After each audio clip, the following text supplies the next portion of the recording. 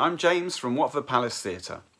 You'll often find me busy creating and directing our annual pantomime with the wonderfully talented team at the Palace Theatre.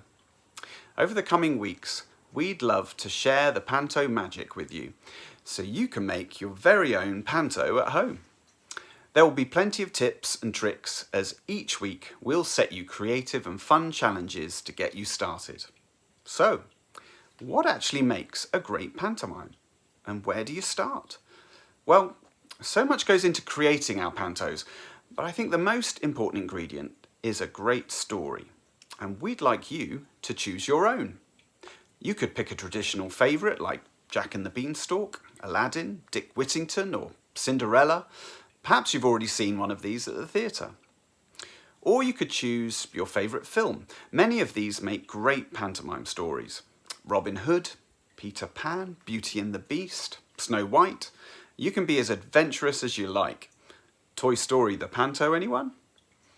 Or what about a fairy tale for inspiration? One of the stories by the Brothers Grimm or Hans Christian Andersen. Did you know that Disney's Frozen is actually based on his story, The Snow Queen? Or you could make up a completely new idea all of your own. Wherever you get your inspiration from, your story should probably contain the following key ingredients. First, you'll need a battle between good and evil. All great pantos need baddies and goodies. Add a sprinkling of magic, a fairy godmother, a magic lamp. Then add a difficult challenge for your hero and heroine to face. A greedy giant, hungry rats, a storm at sea, or hideously ugly stepsisters who won't let you go to the ball. And don't forget to send your characters on some kind of adventure. Perhaps they must cross an ocean or trek up a mountain or even blast off into outer space. You'll need an epic final showdown with the baddie too, in which their evil plan gets foiled. And don't forget to include as much silliness, singing and dancing as you can. And you'll definitely need a big dollop of audience participation. Oh yes you will. I said, oh yes you will. Did you see what I did there? And yes, grown-ups, that means you can join in too. Everyone can be involved. Now hopefully the story will have most of these things in them already, but if not, I'm sure you can come up with clever ways to add them in. And if you're stuck for ideas, how about creating a panto title generator?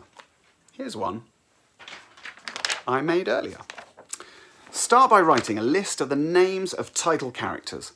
Then come up with what I like to call the and the list. This could be another character, a creature, or a magical element. And finally, add a fun setting idea to your story to give it a twist.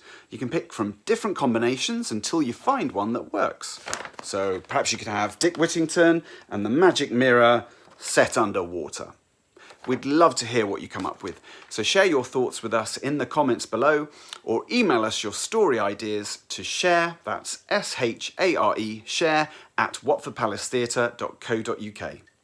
You can tell us about your favourite pantomime story and why you've chosen it, or perhaps you've come up with a really fun title, or maybe you've written a whole new story. Whatever your idea, don't forget to share it with us. And we'll be back with more videos and challenges in the coming weeks to help you create your very own panto at home.